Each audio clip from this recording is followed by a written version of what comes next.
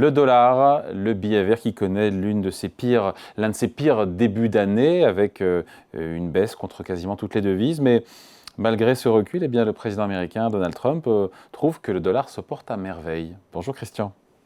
Bonjour. Christian Parizeau, économiste et conseiller chez Aurel BGC. Il a été interrogé, le président américain, sur le billet vert, sur sa chute face à pas mal de devises, hein, yen, yuan, euro et d'autres. Sa réponse est « c'est vraiment formidable ». Je me dis, mais est-ce qu'il pense vraiment ce qu'il dit? Alors c'est une bonne question, mais parce qu'il veut un peu tout, hein, Monsieur Trump. Il voudrait que les taux d'intérêt soient très bas aux États-Unis, que le dollar baisse pour permettre d'améliorer la compétitivité des entreprises américaines, et donc finalement, et que les Américains aient plus de pouvoir d'achat pour d'ici les mi-termes pour permettre une victoire des Républicains. Mais Alors pourquoi je c'est pas dis compatible tout ça, hein, ensemble. c'est pas compatible? Pourquoi? Parce que un dollar faible, quand vous avez un déficit courant, ça veut dire que vous devez faire appel à l'épargne mondiale pour vous financer. Et donc, un dollar faible, ça veut dire des taux d'intérêt élevés, parce qu'il faut attirer à ce moment-là l'épargne pour financer notamment son budget qui est très déficitaire. Ou alors, vous avez un dollar fort et vous avez des taux d'intérêt bas, ou alors vous avez un dollar faible et vous avez des taux d'intérêt élevés. Mais vous pouvez pas avoir les deux. Et puis, deuxième chose, c'est qu'un dollar fort, ça vous permet de soutenir votre consommation, hein, ça soutient la demande intérieure et les Américains en ont largement profité de ce dollar fort pendant des années pour consommer à plus bas prix, notamment des produits chinois, ou alors véritablement il y a un dollar faible, un dollar qui recule et à ce moment-là ça va freiner la consommation, ça va peser sur la consommation parce que on va importer de l'inflation et donc ça sera peut-être pas forcément compatible avec ces objectifs de redonner du pouvoir d'achat aux Américains. Donc ça reste quand même très compliqué à gérer, hein.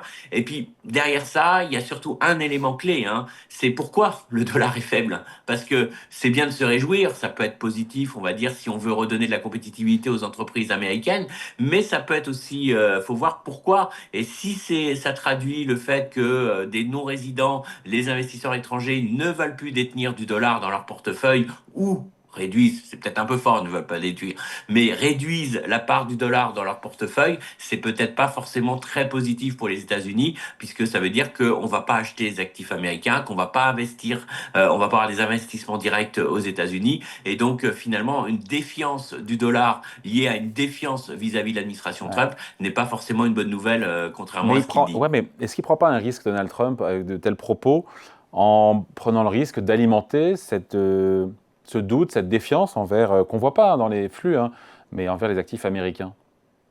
Ah, qu'on voit pas dans les flux parce que les flux on a le mois de novembre maintenant, hein, donc on regarde dans le passé, hein, et c'est vrai que dans le passé on a eu des flux très importants vers la bourse américaine, vers les obligations d'État américains, mais on reste quand même, faut voir comment va se comporter et ce que sera le niveau de ces flux sur ce début d'année, mais il prend un risque, hein, d'ailleurs ça se voit par rapport à Monsieur Bessent qui a joué un peu le pompier, hein, qui a aussitôt indiqué que les dollars forts ça restait important, que l'économie américaine était forte. Bah, de fait, hein, c'est ça qui est un peu choquant sur le fond. Pourquoi le dollar baisse? Alors, on peut prendre des idées d'économistes, de valeur intrinsèque du dollar et tout ça. Bon, ça marche pas, hein, normalement, hein. Mais c'est vrai que le dollar est très cher si on prend véritablement une estimation d'économistes. Mais le dollar est fort parce que jusqu'à présent, on avait le sentiment que l'économie américaine était forte. Attends, donc, Donc, pardon, je vous coupe, mais ça veut dire que Trump a raison quand il dit The dollar's doing great, je fais en l'accent français, quand il dit ça, donc le dollar se porte à merveille, il a raison, même si, j'ai dit, c'est un des pires débuts d'année pour le dollar, en baisse de 3,5% par rapport au franc suisse, 3% par rapport au yen, 2% par rapport à l'euro. Donc il a raison, en fait, le dollar reste fort aujourd'hui.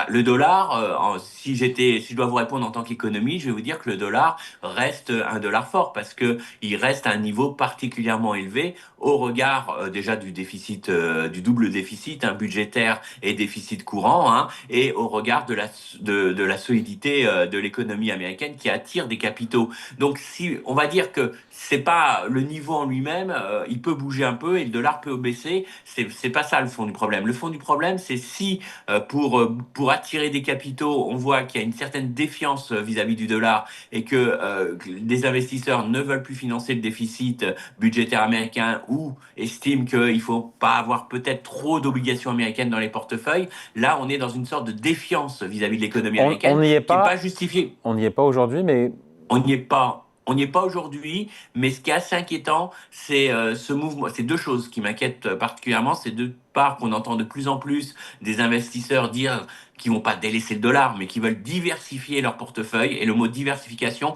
c'est ce qu'on entendait dans toutes les gestions en début d'année. Hein. Faut pas rester que sur cette valeur. Faut pas rester que sur le dollar. Donc il y a beaucoup de gestions qui veulent aujourd'hui diversifier D'où la hausse leurs de l'or. investissements et donc relâcher un peu le poids du dollar dans leur D'où portefeuille. la hausse de l'or.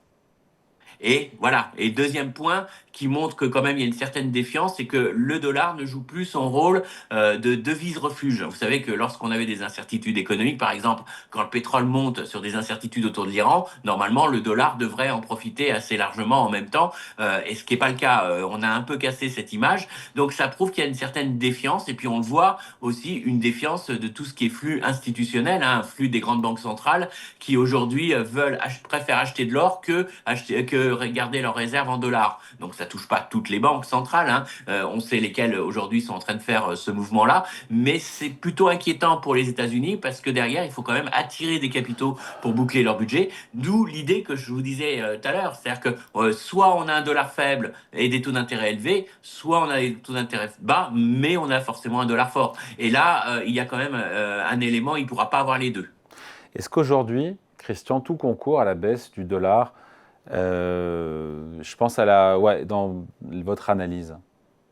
Bah, si je devais raisonner que sur une logique purement économique, je vous dirais le dollar devrait s'apprécier parce que si vous regardez aujourd'hui la croissance américaine, elle est solide. Si vous regardez la croissance potentielle, tout le monde est en train de réviser à la hausse la croissance de long terme des États-Unis parce qu'on se dit qu'il y a des investissements autour de l'intelligence artificielle. Alors il y a un débat sur qu'est-ce que va faire l'intelligence artificielle, mais tout le monde s'accorde à dire en tout cas que les États-Unis en seraient gagnants et donc on peut pas d'un côté dire qu'on paye très cher les valeurs qui investissent dans l'intelligence artificielle et dire que les investisseurs doutent de l'efficacité de l'intelligence artificielle. Donc, on est plutôt en train de rehausser à la hausse la croissance potentielle des États-Unis, notamment vis-à-vis de l'Europe. Hein. Et puis, vous avez une banque centrale américaine qui n'est pas pressée de baisser ses taux. C'est-à-dire Oui, que le message, on l'a bien vu hier. voilà. Donc, le message que nous envoie Monsieur Powell, hein, c'est en gros tout va très bien, il y a des bases solides sur l'économie américaine et globalement on n'est pas pressé de baisser. Donc même si vous raisonnez en termes de taux court, d'écart de taux court, hein, c'est plutôt porteur pour le dollar parce que on se dit que si grosso modo du côté de l'Europe il y a plus des pressions déflationnistes, notamment avec la Chine qui va concurrencer les entreprises européennes, alors que du côté des États-Unis il y a plus des pressions inflationnistes et une économie beaucoup plus forte. Donc ça c'est plutôt haussier dollar si je raisonne selon ces éléments-là. Donc C'est pour pour ça vous, il que y a c'est plus. inquiétant, cette baisse du dollar. Donc pour vous, la baisse du dollar, elle est terminée. Certains nous parlent d'un possible décrochage, pas de crack sur le dollar, mais en tout cas de gros décrochage et de poursuite de cette glissade du billet vert. C'est ça le risque. C'est-à-dire que moi, ce qui m'inquiète beaucoup, c'est les flux qu'on voit sur l'or, sur les matières premières. Alors, c'est peut-être exagéré, il y a de la spéculation, on est d'accord, hein, mais ce qui m'inquiète beaucoup, c'est qu'aujourd'hui, ça répond pas à une logique purement économique. Ça répond vraiment à une logique de diversification des portefeuilles, à une logique de défiance des investisseurs. Et dans ce cas-là, la baisse du dollar n'est pas finie et ça peut être un vrai élément de déstabilisation de l'économie mondiale. C'est toujours, comme toujours, hein, n'oubliez pas, l'échange, c'est pas le niveau, on s'arrête beaucoup au niveau hein, d'échange mais c'est la rapidité du mouvement d'échange à la hausse comme à la baisse. Et si on avait un dollar qui décrochait énormément, ça serait pas forcément un gage de stabilité pour l'économie mondiale et ça serait plutôt une source de révision à la baisse de la croissance, notamment en Europe. J'ai envie de dire tout dépendra de Trump sur le dollar. En partie, et de sa crédibilité surtout. Hein, ce qui a fait très mal, c'est cette séance à Davos, hein, finalement, où il a dit je mets la signature des États-Unis, je fais un accord commercial, mais cet accord commercial, il tient jusqu'à ce que je décide qu'il tient plus, quoi. Donc, la parole des États-Unis, c'est important. Et pour les investisseurs qui doivent prêter à l'État américain sur 10 ou 30 ans, hein, la parole de l'État américain, c'est important. Donc, Trump doit rester crédible. Et je pense que maintenant, cette communication un peu l'effet taco hein, qu'on a beaucoup mis en avant, et ben, toute cette communication de Trump joue contre les États-Unis. Et c'est pour ça qu'on a eu M. Bessent qui nous a dit le dollar fort, c'est encore important pour les États-Unis et ça le reste. Allez, merci beaucoup. Explication signée Christian Parizeau, économiste et conseiller économique d'Aurel BGC. Merci, à bientôt. À bientôt.